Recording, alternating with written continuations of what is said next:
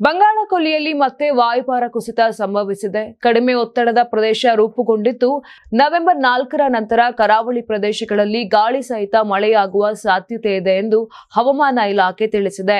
ವಾಯುಭಾರ ಕುಸಿತದ ಪ್ರಭಾವದಿಂದ ನವೆಂಬರ್ 5ರಿಂದ 7ರವರೆಗೆ ಕರಾವಳಿ ಪ್ರದೇಶಗಳಲ್ಲಿ ಮಧ್ಯಮದಿಂದ ಭಾರಿ ಮಳೆಯಾಗಲಿದ್ದು, ಯೆಲ್ಲೋ ಅಲರ್ಟ್ ಘೋಷಿಸಲಾಗಿದೆ. ಈ ಅವಧಿಯಲ್ಲಿ ಹವಾಮಾನದ ಮೇಲೆ ನಿಗಾ ವಹಿಸಲು ಸೂಚಿಸಲಾಗಿದೆ. ಕಳೆದ 2 ದಿನಗಳಿಂದ ಕರಾವಳಿಯಲ್ಲಿ ಮಳೆಯ ಪ್ರಮಾಣ ಕಡಿಮೆಯಾಗಿದೆ.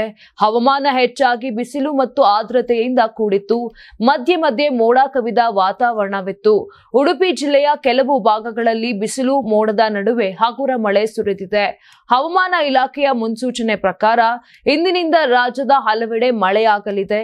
3 ದಿನಗಳ ಕಾಲ ಮಳೆಯ ಮುನ್ಸೂಚನೆ ಇದ್ದು, ನವೆಂಬರ್ 5 ಮತ್ತು 6ರಂದು ರಾಜ್ಯದ ಎಲ್ಲಾ ಜಿಲ್ಲೆಗಳಲ್ಲಿಯೂ ಮಳೆಯಾಗಲಿದೆ. 2 ದಿನಗಳ ಕಾಲ ಬೆಂಗಳೂರು ಸೇರಿದಂತೆ ಎಲ್ಲಾ ಜಿಲ್ಲೆಗಳಿಗೆ ಯೆಲ್ಲೋ ಅಲರ್ಟ್ ಘೋಷಣೆ ಮಾಡಲಾಗಿದೆ.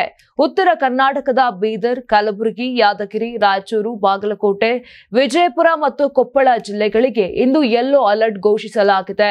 ಈ ಜಿಲ್ಲೆಗಳಲ್ಲಿ ಭಾರಿ ಮಳೆಯ ಸಾಧ್ಯತೆ ಇದೆ. ಒಟ್ಟಾರೆಯಾಗಿ ಬಂಗಾಳಕೊಲ್ಲಿಯ ಕಡಿಮೆ ಒತ್ತಡದ ಪ್ರಭಾವ ರಾಜ್ಯಾದ್ಯಂತ ಕಾಣಿಸಿಕೊಳ್ಳಲಿದೆ. ಹವಾಮಾನ ಇಲಾಖೆಯ ಮಾಹಿತಿ ಪ್ರಕಾರ ಮಳೆಯ ತೀವ್ರತೆಯನ್ನು ಗಮನಿಸಿ ಕ್ರಮ ಕೈಗೊಳ್ಳಲು ಸೂಚನೆ ನೀಡಲಾಗಿದೆ.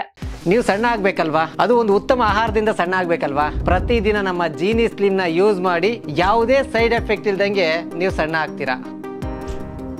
ನಿಮಗೆ ಮಾಧ್ಯಮದಲ್ಲಿ ಕೆಲಸ ಮಾಡುವ ಆಸಕ್ತಿ ಇದೆಯಾ? ಹಾಗಾದ್ರೆ ಕರ್ನಾಟಕ ಟಿವಿ ಡಿಜಿಟಲ್ ಮೀಡಿಯಾದಲ್ಲಿದೆ ನಿಮಗೆ ಒಳ್ಳೆಯ ಅವಕಾಶ. ಆಯ್ಕೆಯಾದವರಿಗೆ ಉಚಿತ ತರಬೇತಿ ಕೊಡ್ತೀವಿ. ತರಬೇತಿ ನಂತರ ಕೆಲಸ ಮಾಡುವ ಅವಕಾಶನೂ ಕೊಡ್ತೀವಿ. ಈ ಕೂಡಲೇ ನಿಮ್ಮ ಮಾಹಿತಿಯನ್ನ ಮೇಲ್ ಮಾಡಿ.